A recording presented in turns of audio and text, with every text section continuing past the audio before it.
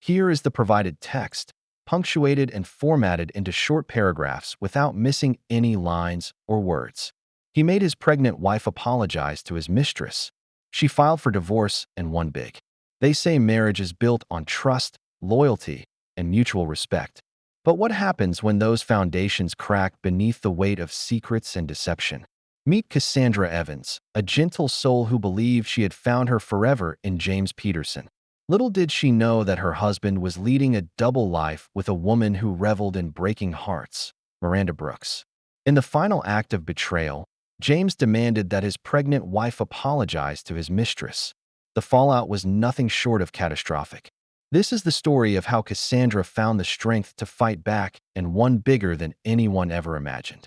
Cassandra Evans grew up in the warm embrace of a loving family in the sleepy town of Willow Grove. With a population under 10,000, Willow Grove was the kind of place where everyone seemed to know one another's business. Yet, despite the occasional nosiness of her neighbors, Cassandra always found solace in the community's kindness.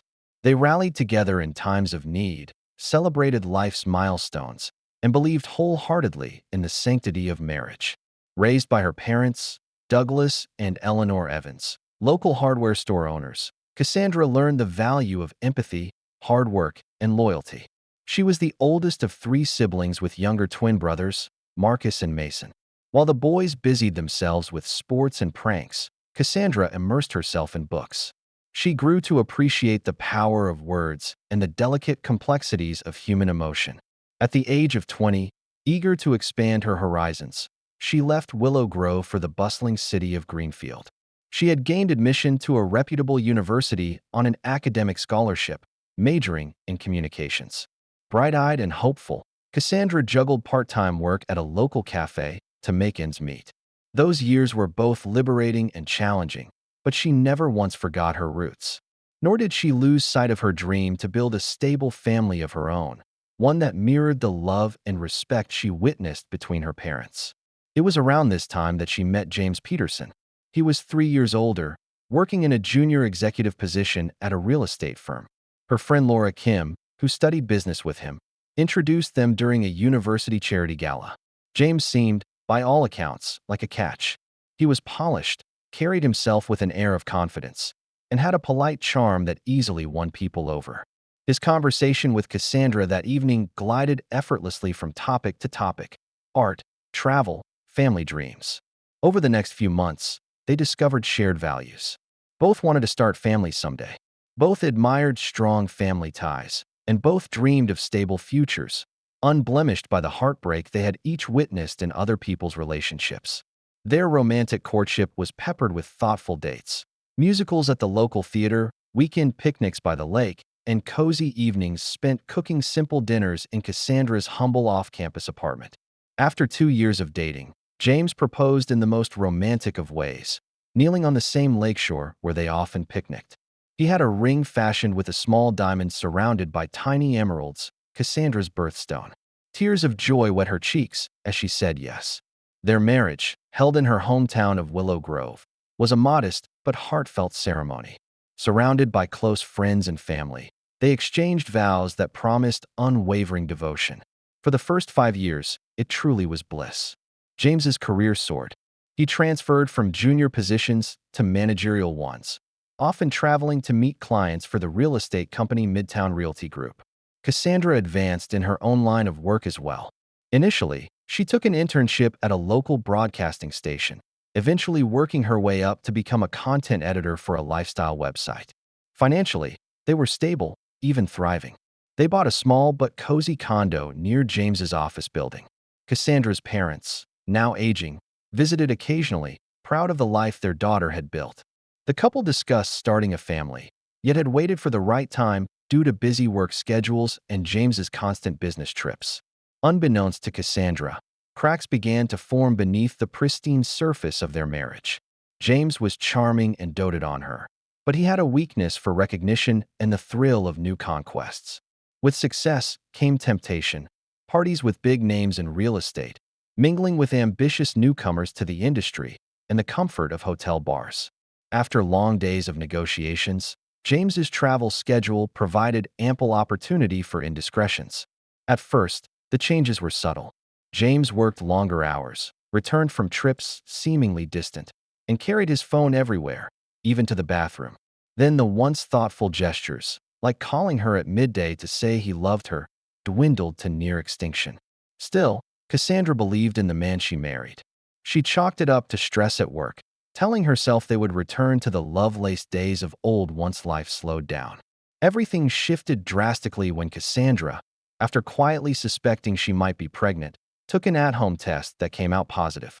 Elated, she awaited James's return from a weekend trip, imagining how she would surprise him with the news. She planned it meticulously. A candlelit dinner at home, soft music playing, and a little onesie with the words "Hello, Daddy" embroidered on it, which she'd place at the center of the table. She imagined his joyous tears, the promise of a new chapter bringing them closer than ever. But life seldom goes according to plan. And this seemingly perfect couple had no idea that a storm was about to upend their entire world. James's flight from Chicago arrived late that Sunday evening. It was nearly 10 when Cassandra heard the keys jingling at the condo door. She hurried to greet him, brimming with excitement. They had texted intermittently during the day, but James had seemed distracted. He shrugged it off as last-minute meeting requirements and flight delays. He stepped inside, looking worn but handsome in his crisp navy suit. Cassandra noticed a faint perfume on him that she didn't recognize. For a moment, her heart gave a tiny lurch of concern. She pushed it aside. People could brush up against others in crowded airports, or maybe the flight attendant's perfume lingered. She told herself there had to be a reasonable explanation.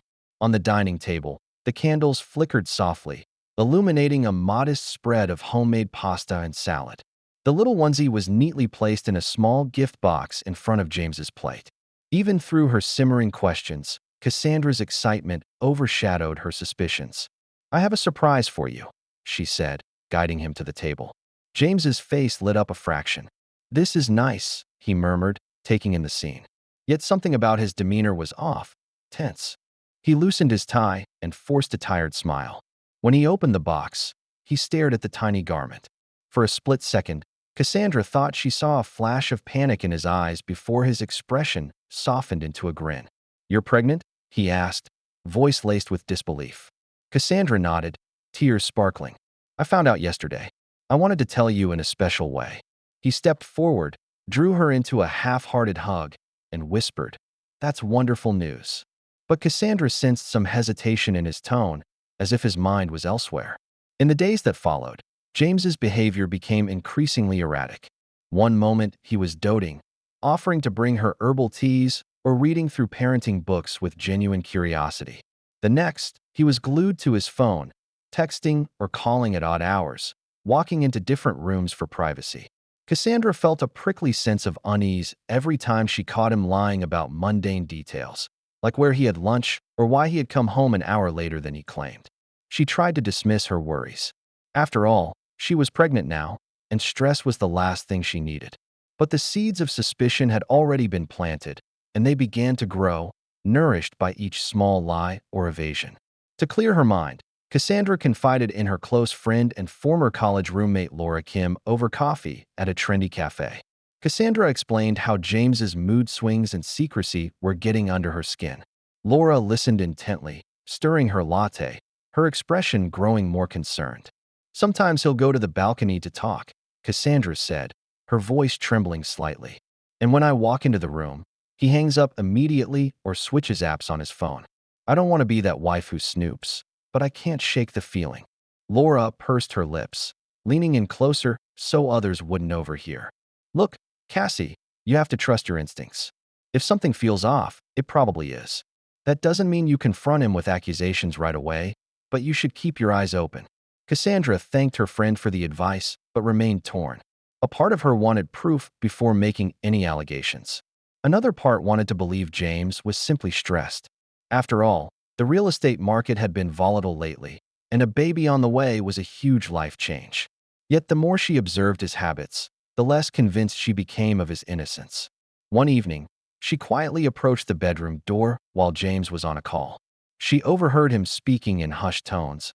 "I told you I'd handle it. She doesn't suspect anything serious. Not yet. Just keep calm."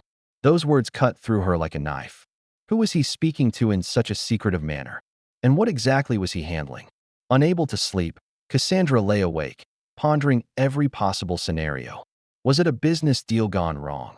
A personal debt he hadn't mentioned? Or, her heart pounded at the thought, was there another woman? Her worries intensified when small clues began to surface. A lipstick stain on a shirt collar, a hotel room key for a night he supposedly stayed at a colleague's condo, text messages that he claimed were from his boss, yet were written in a flirtatious tone. The pregnancy, once a beacon of hope, now felt overshadowed by a looming black cloud of betrayal. Before she jumped to conclusions, Cassandra decided she needed actual evidence.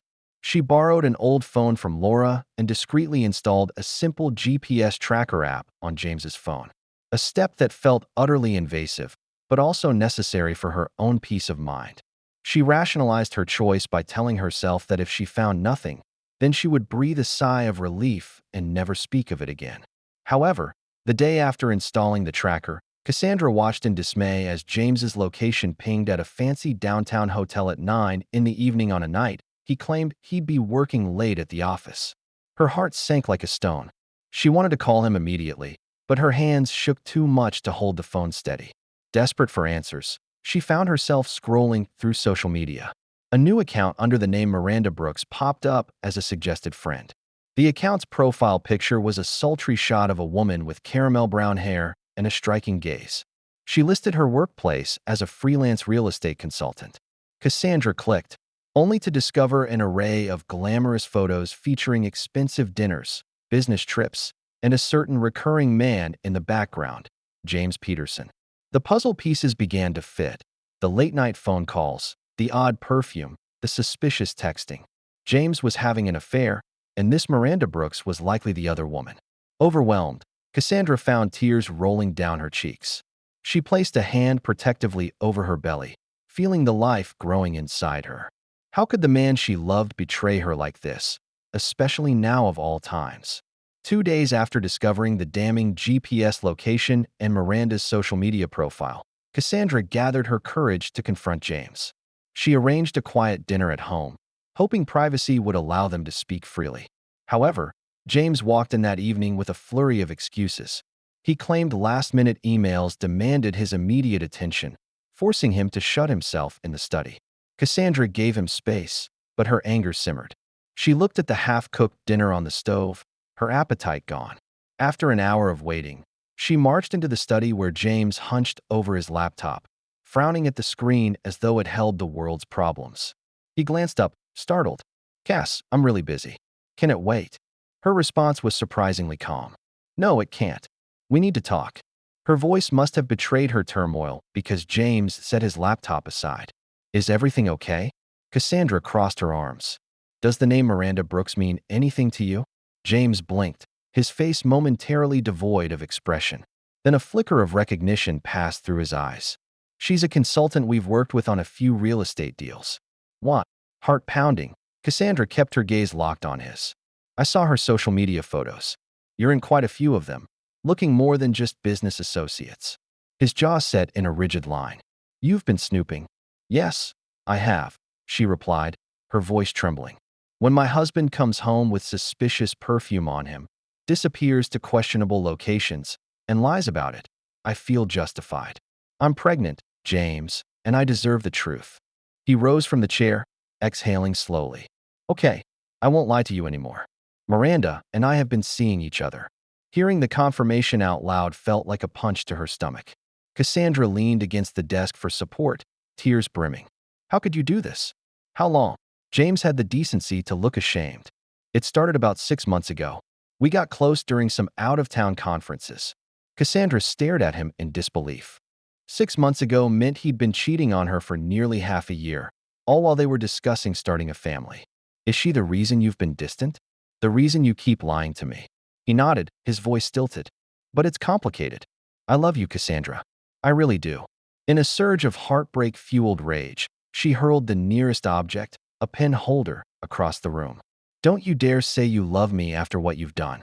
I'm carrying your baby, James. A baby you swore you wanted as much as I did." A tortured expression twisted his features. "I never wanted to hurt you or this child. It just happened, and I got in over my head. Cassandra wiped away angry tears. Affairs don't just happen. You made a choice. Multiple choices every day. Do you have any idea what you've put me through? James tried to approach her, but she stepped back. Stay away from me. I can't even look at you right now. He let out a heavy breath. So what now? Do you want a divorce? Her mind spun with possibilities. Divorce, separation, or perhaps therapy. She had always believed marriage vows were sacred, but she never expected to be betrayed so profoundly. I don't know, she whispered. I need time to think. The next few days were a haze. Cassandra took some time off work, citing pregnancy-related stress, which was only half a lie. She holed up at Laura's apartment for a while, confiding in her friend between sobbing fits. Meanwhile, James slept at their condo alone, calling her repeatedly, texting apologies, promising he'd end it with Miranda. The heartbreak wasn't just emotional, but physical, too.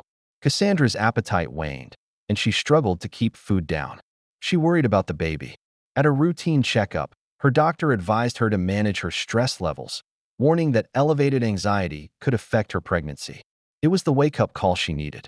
Determined to protect her child, Cassandra returned to the condo, telling James that if they had any chance of salvaging their marriage, he'd have to cut all ties with Miranda immediately. James promised he would. He even handed over his phone to show that he had deleted Miranda's number and blocked her on all social platforms. Despite the betrayal, a small part of Cassandra wanted to believe him. This was her husband, the father of her unborn child. Could they possibly rebuild? For a moment, it seemed plausible. James accompanied her to prenatal checkups, talking about future nursery decorations, and even reading a parenting book before bed. Cassandra's heart softened, if only slightly. Maybe, just maybe, they could move past this. Then Miranda Brooks reappeared in their lives like a tempest, refusing to be tamed. She texted James, emailing him relentlessly, claiming that he couldn't just throw her away after everything. Cassandra found out when she intercepted an email that popped up on James's phone at breakfast.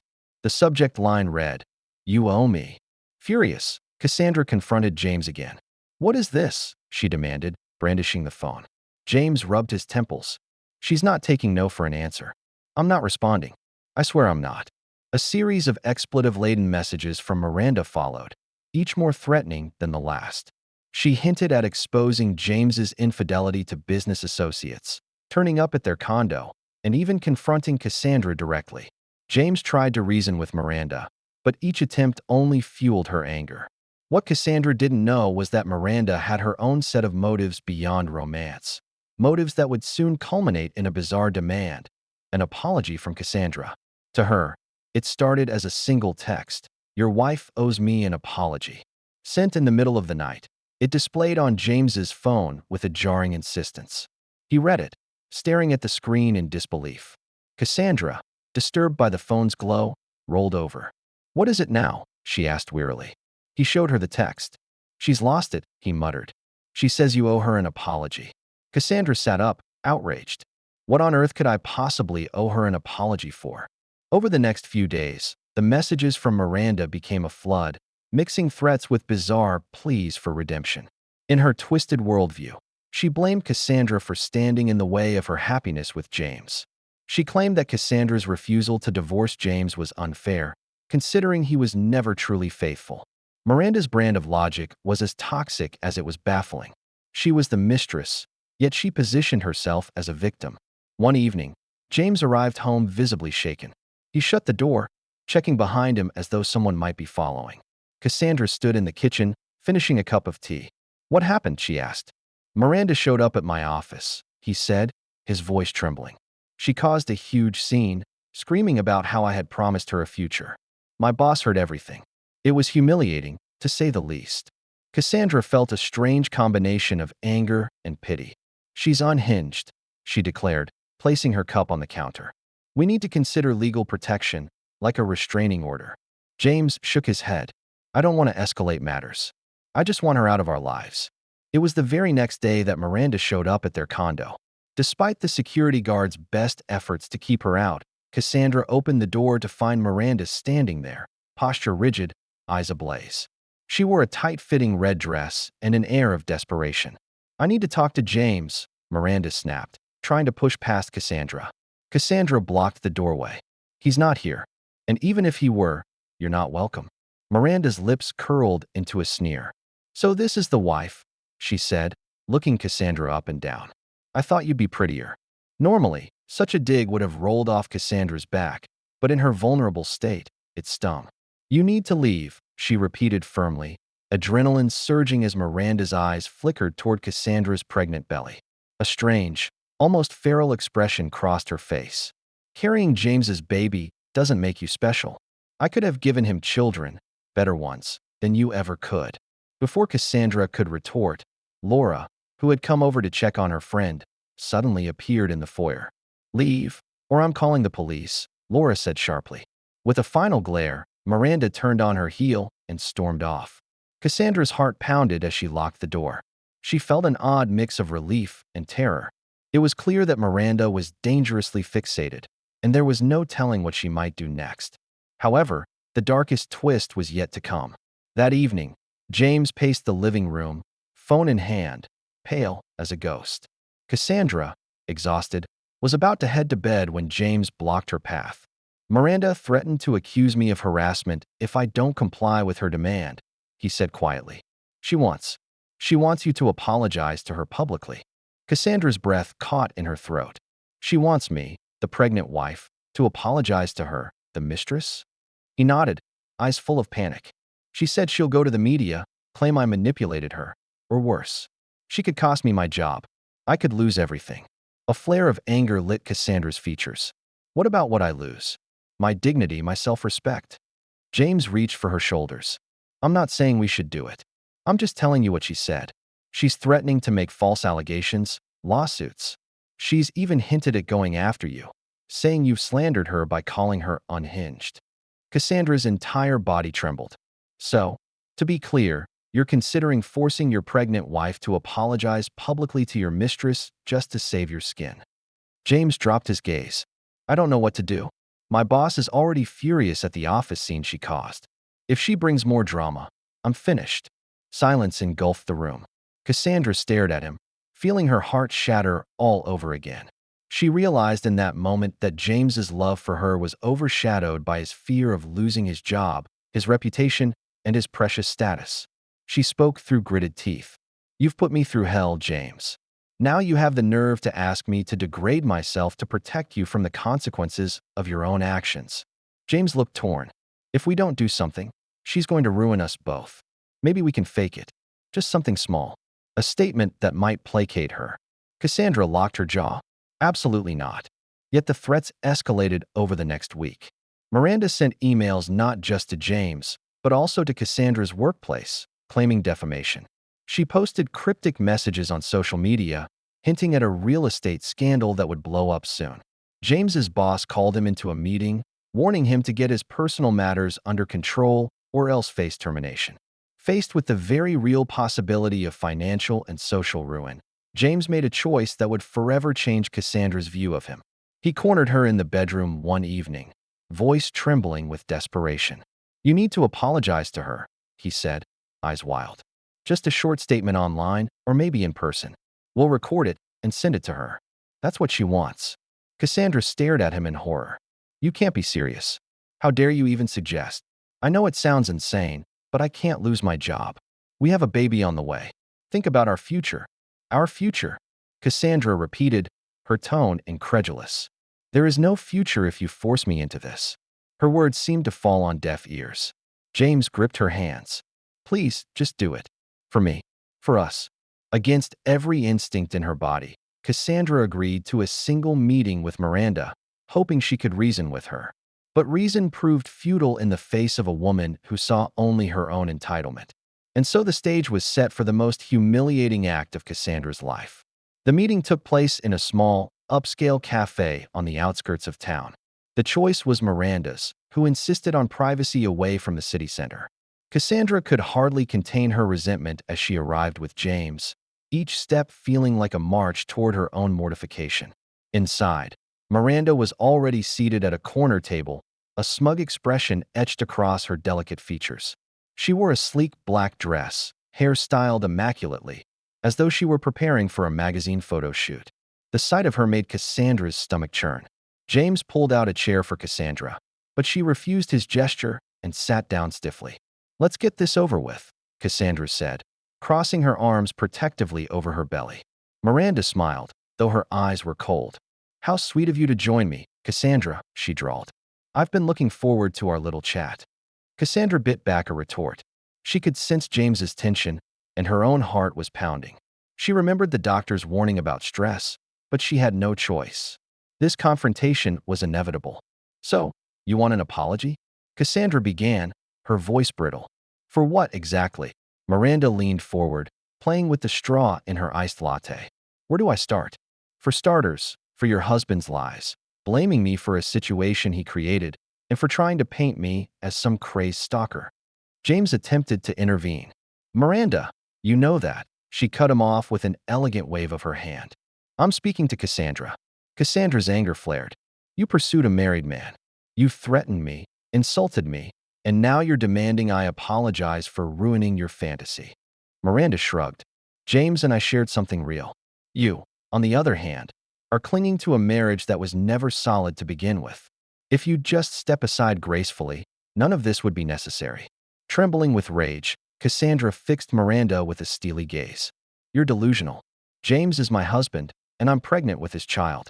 It's not me who needs to step aside." Miranda's lips curled into a predatory smile. "A child he never even told me about. He kept so many secrets. And that's your fault. You caged him." Cassandra felt as if she were conversing with a brick wall. "I'm done. This is nonsense." She began to rise from her seat, but James grabbed her arm, desperation flickering in his eyes. "Please, Cass." She froze, tears threatening. She realized that James was truly forcing her to bend to Miranda's will for the sake of damage control. In a moment of excruciating humiliation, Cassandra sank back into the chair. "Fine. If this is what you need to move on," she said, her voice trembling with suppressed fury. "I'll say I'm sorry for whatever you feel I've done to you." Miranda's eyebrows shot up. She pulled out her phone. "I want it recorded." James swallowed hard, shooting Cassandra a pleading look. She shut her eyes, forcing herself to breathe. Then, with Miranda's phone camera aimed at her, she spoke words that tasted of ash. "Miranda, I apologize for any part one played in making you feel unappreciated or wronged. I'm sorry if I ever judged you unfairly." It was a hollow statement, but Miranda's eyes gleamed with satisfaction. She stopped recording and placed the phone back into her purse. "Now, was that so hard?" Cassandra stood abruptly, tears trailing down her cheeks. "I hope you're satisfied." Miranda gave a casual shrug. "We'll see if I decide this apology is enough. Maybe I won't escalate things." James turned to Miranda, voice strained. "Please, let this be the end of it. You have your apology. Don't make things worse for everyone." Miranda smirked. "I'll consider it." As Cassandra stormed out, the world outside felt both surreal and suffocating. Anger and betrayal pulsed through her veins. How had it come to this? She had gone from a loving wife excited about her first child to a broken woman compelled to apologize to her husband's mistress. Upon reaching the sidewalk, she leaned against a lamppost, tears blurring her vision. Laura, who had been waiting in a nearby car for moral support, rushed over. "Oh my God, Cass, are you okay?" Cassandra shook her head, sops escaping here. "I did it, Laura. I actually apologize to that Laura enveloped here in a hook. You did what you felt you had to." James cocked up to them, his face etched with guilt. Cassandra, white. But she spun around, fury blazing through her tears. "Don't you dare speak to me right now. I hope you realize what you be done." With that, she ducked into Laura's car and they drove off, leaving James standing helpless on the curb. Cassandra tried to compose herself, but inside she knees marriage, the marriage she ensured had was irreparably shattered. The night after the forced apology, Cassandra slept fitfully. Each time she closed her eyes, she relived the moment in that cafe, Miranda's smug smile, James' silent acquiescence. She woke the next morning feeling drained and hollow, as took the baby inside her was the only thing tethering her to reality. That day, she made a decision she never took she would. She reached out to a divorce attorney. Her name was Penelope Morris, an old acquaintance of Cassandra's father, Douglas. Penelope had a reputation for being tough, compassionate, and relentless in defending her clients precisely the Ellie Cassandra needed. Penelope agreed to meet Cassandra at her office. Sitting in a minimalist writing area lined with low textbooks, Cassandra clutched a folder containing evidence, screenshots of Miranda's threatening messages, emails she had sent to Cassandra's workplace, and logs from the GPS tracker showing James' suspicious hotel visits. When Penelope entered, her presence was instantly calming. She was an older woman in a smart navy suit, silver hair swept into a neat chignon. After introductions, T settled in her office. Cassandra inhaled shakily. I never imagined I'd be here, but I can't live like this anymore. Penelope folded her hands on the desk. I understand. VHY, don't you start from the beginning? Tell me everything. Cassandra poured out her story, how she and James met, the affair, the pregnancy, Miranda's demands, and ultimately the humiliating apology. Penelope listened intently, occasionally jotting down notes. I won't sugarcoat this, Penelope said once Cassandra finished. Divorce can be messy, especially when finances, potential reputational damage, and a child are involved. But from what you told me, you have a solid case for significant damages, emotional distress, potential defamation from the mistress, and a betrayal from James that led to a toxic situation. Cassandra felt a flicker of hope. I just want to protect my baby and get out of this nightmare. Penelope nodded. We can petition for full custody once the baby is born, or at least primary custody with a robust support arrangement, but we'll need to gather more documentation, income statements, financial records, anything that can help us clarify your entitlement. The next hurdle was telling James. When Cassandra returned to the condo later that evening, her resolve hardened. She found James in the living room, fiddling with his phone. He looked up, relief wasing over his features. Where were you? I've been worried. She placed her back down calmly. I went to see a liver, James. His eyes widened. A liver? Yes. I'm feeling for divorce. The words hung in the air like a thunderclap. James' face paled. Cassandra, wait. It doesn't have to come to that. She held up her hand. It does.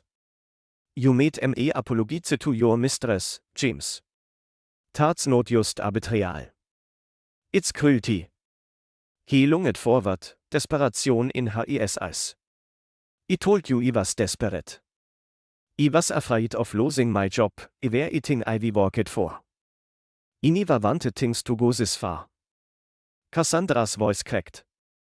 You never wanted it to go this far, yet you let it. You cheated on me while I was pregnant, lied to me for months, and then forced me to grovel before your mistress. You call that love? He sank onto the couch, head in his hands. I don't know what to say. I messed up. I know I did, do anything to fix this. Her jaw clenched. It's too late. I need to put myself and this baby first. She turned to Lee. James scrambled up, following her into the bedroom. Cass, please. We can go to counseling. I'll quit my job if that's what it takes. Her throat tightened. For a brief, fleeting second, she recalled the good times, the shared dreams, the laughter, the love that also shimmered between them. But the memory of Miranda's triumphant smirk and James' willingness to degrade her overpowered any nostalgic longing. There is no going back from what you done, she murmured, gathering a few essential items into a suitcase. I'm going to stay at Laura's place until the divorce is finalized. If you have any respect left for me, don't fight me on this. James looked shattered, tears forming in his eyes.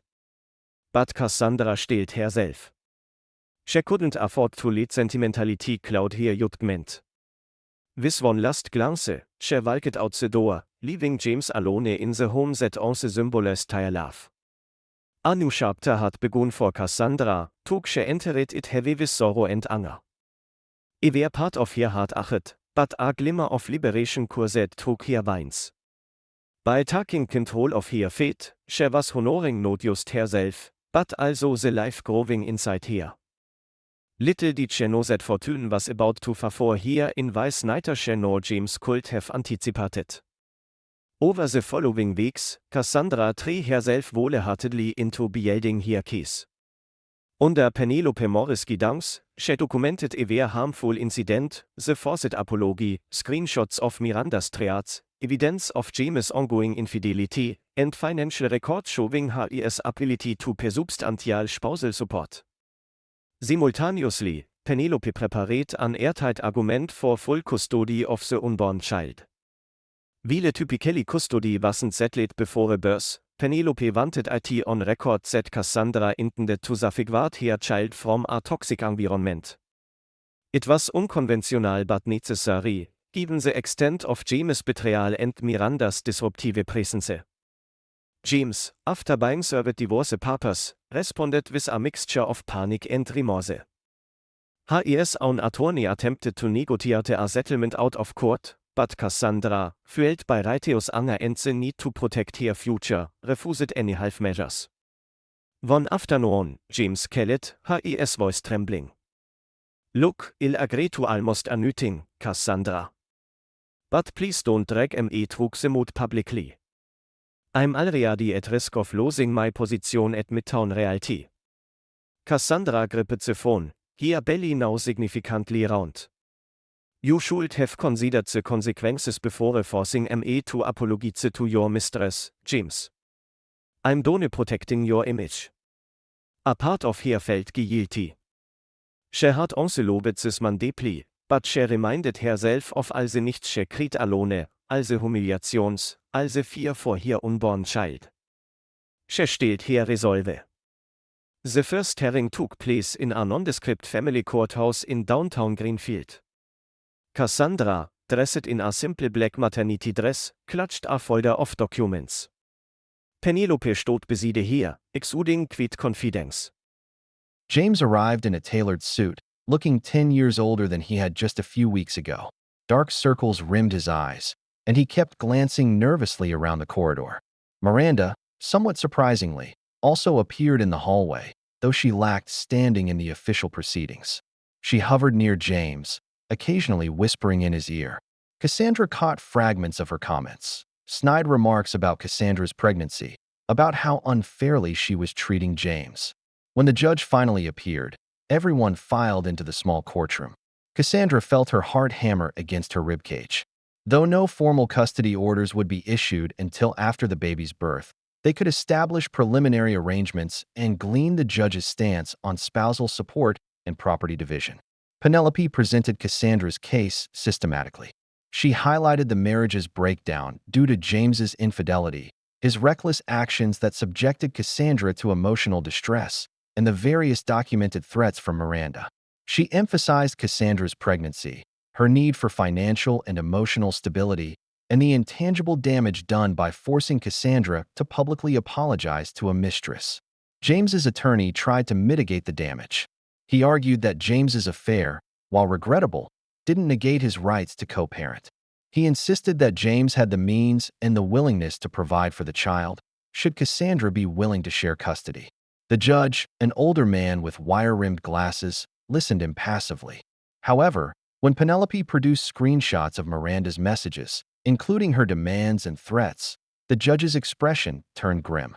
"I need more time to review this evidence," he said, glancing at James. "But I take these allegations of coercion and harassment very seriously, particularly given the emotional duress Mrs. Peterson faced during pregnancy. This will weigh heavily in my decisions regarding spousal support and custody arrangements." Outside the courtroom, tension crackled like static in the air. Miranda glared at Cassandra with open disdain, while James hovered uncertainly, torn between loyalty to his mistress and regret for losing his wife. Cassandra wanted nothing more than to escape the toxic atmosphere. Over the next few weeks, Negotiations continued. James's attorney floated various settlement offers, ranging from generous spousal support to property buyouts. It was clear that James was desperate to avoid a drawn-out legal fiasco. His reputation at Midtown Realty was already precarious, and a public scandal could end his career altogether. Meanwhile, Cassandra soldiered on through her pregnancy. She leaned heavily on Laura and her family for emotional support. Douglas and Eleanor Evans, her parents, visited from Willow Grove, offering encouragement and practical help in setting up a nursery wherever she might eventually settle. As her due date inched closer, Cassandra sensed James's anxiety peak. He called her again, voice laced with desperation. "Cass, can we meet without lawyers, just to talk?" After consulting with Penelope, Cassandra agreed to a meeting at a neutral location, a small conference room in Penelope's law firm. Though their lawyers would be nearby, she and James were allowed to speak alone if they wished. When she arrived, James was already there, pacing. Miranda was conspicuously absent. The moment Cassandra stepped in, he rushed to pull out a chair for her. She eyed him warily, sinking into the seat. "What is it?" He sighed heavily, running a hand through his disheveled hair. "I want to settle this. I'll give you whatever you ask for. The condo, spousal support, child support. Just don't take away my right to see our child." Emotions tangled in Cassandra's chest. She remembered how he once read baby books with excitement in his eyes. She couldn't deny that beneath his betrayal, he might still love the unborn child. "I won't deny you visitation rights, unless the court deems it necessary," she said quietly. "But don't expect me to trust you overnight. This is about our baby's well-being." James nodded, seeming genuinely contrite. "I'll do whatever it takes." A few days later, the attorneys finalized a proposed settlement. Cassandra would receive primary physical custody once the baby was born, with James granted supervised visitation at first due to concerns about Miranda's interference. James would pay substantial spousal support for a defined period, plus child support. The condo would be sold and proceeds split, but Cassandra had the option to request a larger share given her circumstances.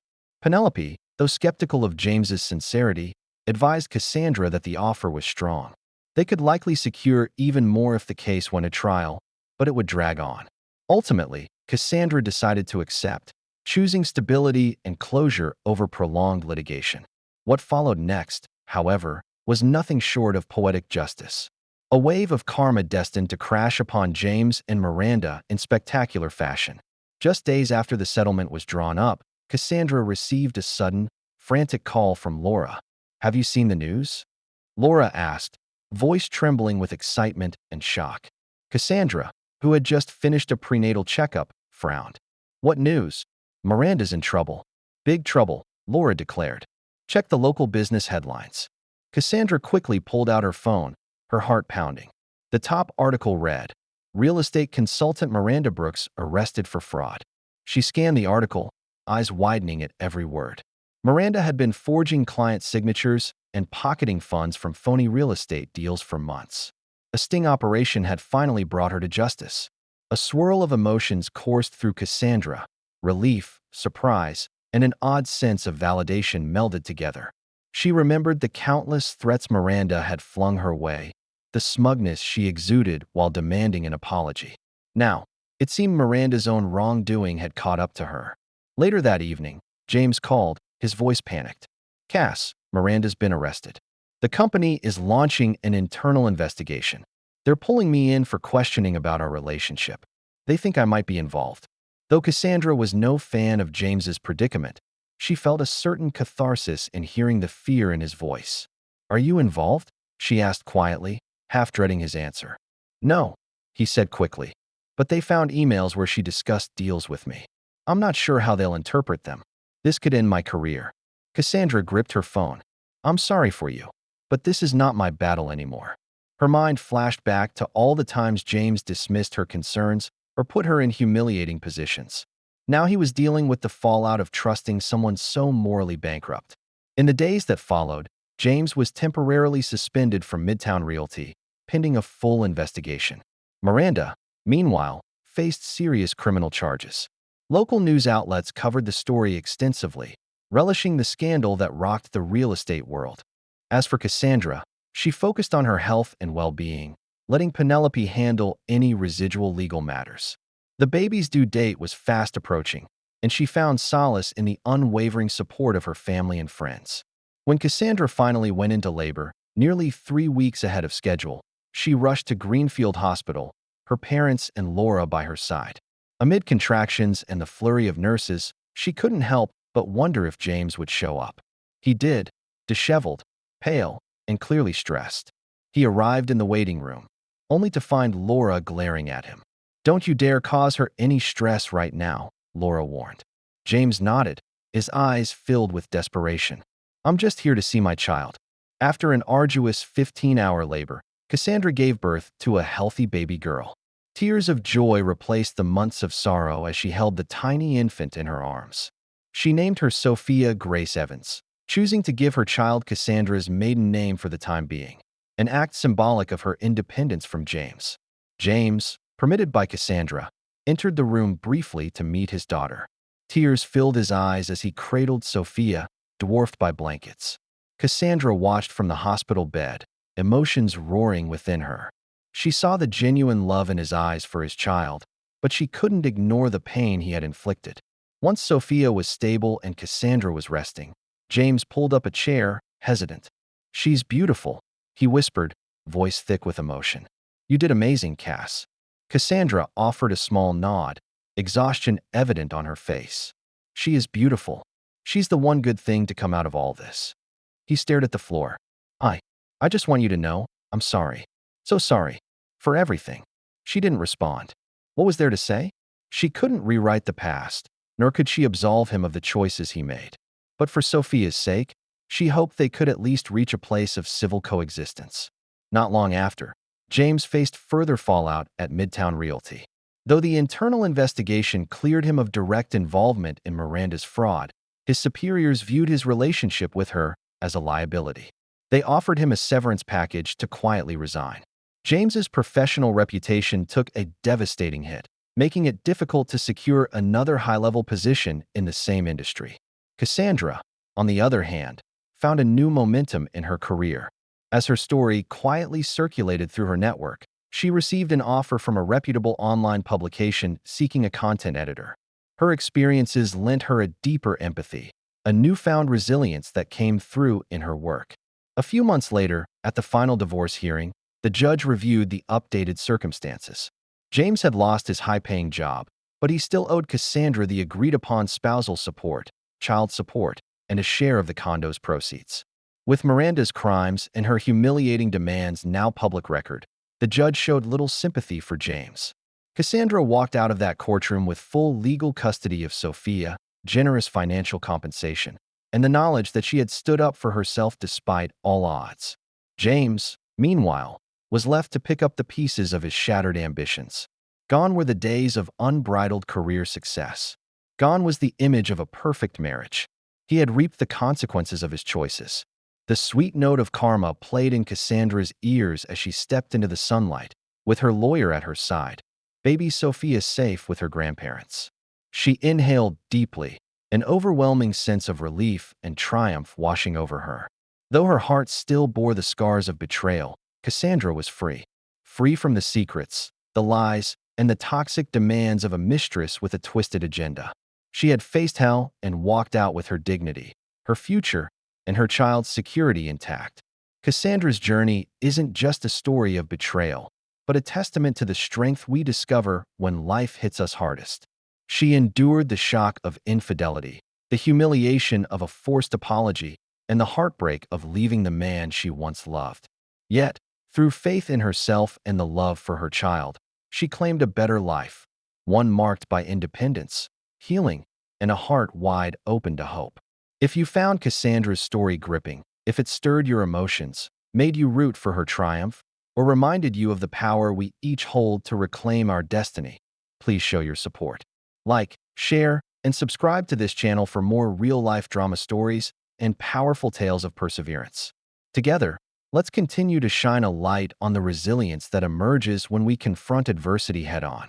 Your engagement helps ensure that stories like Cassandra's can inspire others to rise above.